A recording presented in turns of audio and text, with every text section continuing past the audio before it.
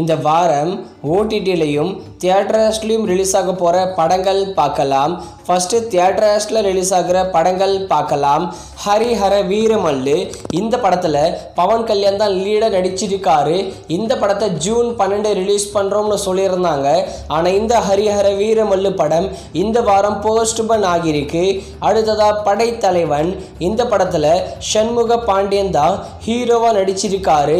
இந்த படைத்தலைவன் படத்தை இந்த வாரம் தியேட்டர்ஸில் ரிலீஸ் பண்ணுறாங்க. அடுத்ததாக ஓடிடியில் ஸ்ட்ரீமிங் ஆகிற படங்கள் பார்க்கலாம். படக்கலம், இது ஒரு மலையாளம் மூவி. இந்த படம் ஜியோ ஹாட்ஸ்டாரில் மல்டிபிள் லாங்குவேஜில் அவைலபிளாக இருக்குது.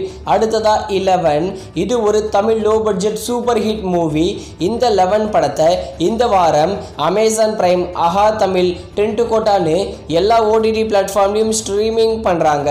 அடுத்ததாக டிடி நெக்ஸ்ட் லெவல், இந்த படத்தில் சந்தானம் தான் லீடாக நடிச்சிருக்காரு. டிடி நெக்ஸ்ட் லெவல் படம் எதிர்பார்த்த அளவுக்கு போகலை. இந்த படத்தை இந்த வாரம் Z5ல ஸ்ட்ரீமிங் பண்ணுறாங்க. அடுத்ததாக சுபம், இது ஒரு தெலுங்கு மூவி. சுபம் படத்தை இந்த வாரம் ஜியோ ஹாட்ஸ்டாரில் தமிழ் டப்பிங்கில் ஸ்ட்ரீமிங் பண்ணுறாங்க. அடுத்ததாக ஆலப்புழா ஜிம்கானா, இது ஒரு மலையாளம் பிளாக் பஸ்டர் மூவி. ஆலப்புழா ஜிம்கானா படத்தை இந்த வாரம் சோனி லீவில் மல்டிபிள் லாங்குவேஜில் ஸ்ட்ரீமிங் பண்ணுறாங்க.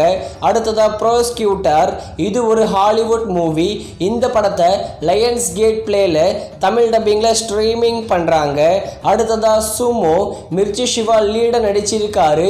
சுமோ படத்தை இந்த வாரம் சிம்பிளி சவுத் ஓடிடி பிளாட்ஃபார்மில் ஸ்ட்ரீமிங் பண்ணுறாங்க. அடுத்ததாக ராணா நாயுடு, இது ஒரு தெலுங்கு சீரீஸ்.